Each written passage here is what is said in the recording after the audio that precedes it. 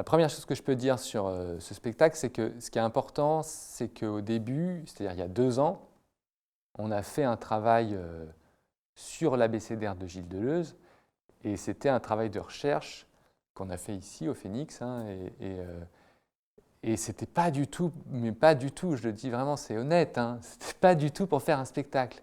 On a fait un travail de recherche parce que moi, je voulais travailler sur mon rapport à l'écriture, je voulais travailler avec des gens avec qui je n'avais jamais travaillé, qui sont un acrobate, un contre-ténor, un dramaturge, je n'avais jamais travaillé avec un dramaturge, et je voulais comme ça piocher dans l'abécédaire, dans la philosophie de Gilles Deleuze, pour voir comment c'était possible, à partir de cette matière philosophique, d'écrire des moments de théâtre. Ça m'a intéressé de poursuivre cette écriture-là d'un spectacle qui serait une conférence qui tourne en théâtre, parce que voilà, ça met le théâtre à une certaine frontière, et quand on met le théâtre sur une frontière, on s'interroge sur notre rapport au théâtre, enfin mon rapport au théâtre, mais surtout à sa nécessité, quoi. Pourquoi faire du théâtre avec Gilles Deleuze, alors que voilà, il y a l'abécédaire, il y a ses textes.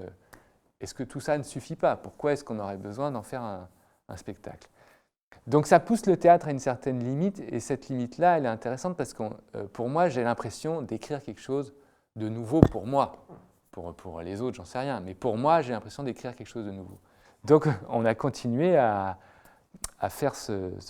tenter de faire ce spectacle qui garde la forme d'une conférence sur quelques grands concepts de Gilles Deleuze, mais qui ont tous un lien très fort à la création. Donc ça interroge toujours la création, sa nécessité, ce que ça bouleverse chez les gens qui créent ou qui la reçoivent. Donc c'est vraiment voilà, le cœur du spectacle, il est là. Il y a un conférencier, et puis autour de ce conférencier, il y a 2 présences un peu étranges.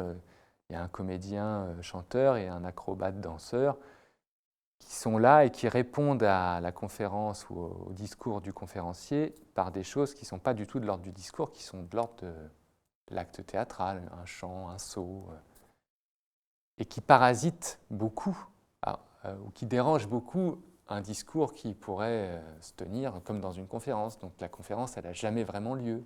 On a gardé les 4 premières lettres de l'abécédaire, A comme animal, B comme boisson, C comme culture et D comme désir. Ce que nous on a fait, on n'a pas repris exactement ce qu'il disait dans l'abécédaire parce que ça n'a aucun intérêt. Il le dit magnifiquement bien et on n'aurait aucune légitimité à paraphraser ce qu'il dit. Mais ce qu'on a essayé de faire, c'est de reprendre ces concepts philosophiques pour justement en faire ces moments de théâtre voilà, qu'on essaie de faire avec autre chose que de la parole.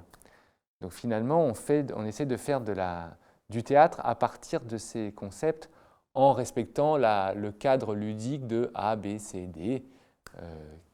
On ne va pas jusqu'à Z, on s'arrête à D parce que animal, boisson, culture, désir, il y a suffisamment de choses à dire qui touchent la création et qui racontent des choses fortes sur le théâtre, quoi. Donc il n'y a pas besoin de plus.